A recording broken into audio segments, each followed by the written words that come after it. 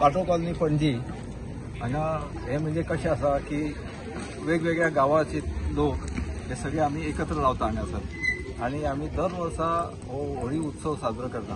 होळी आयज रातची होळी पेटयता आमी आनी त्या उपरांत फाल्यां आमी खूब कार्यक्रम दवरला।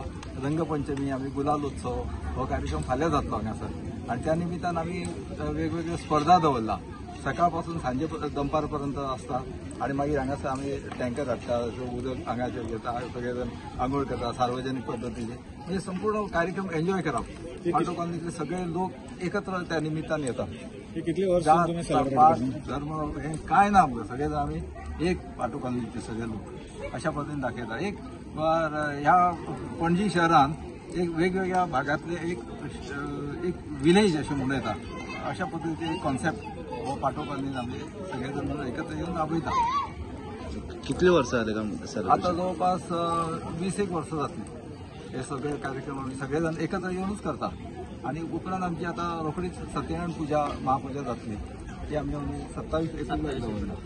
बरोबर तो कार्यक्रमूय आसता।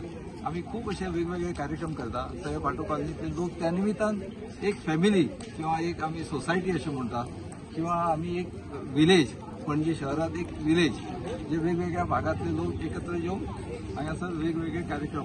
पणजी शहरात असो ट्रेडिशनल खंय करना न्ही, अशा पद्दतीन महालक्ष्मीच्या देवळाकडे एक जाता, पण ती देवस्थानाक एफिलेटेड आसता।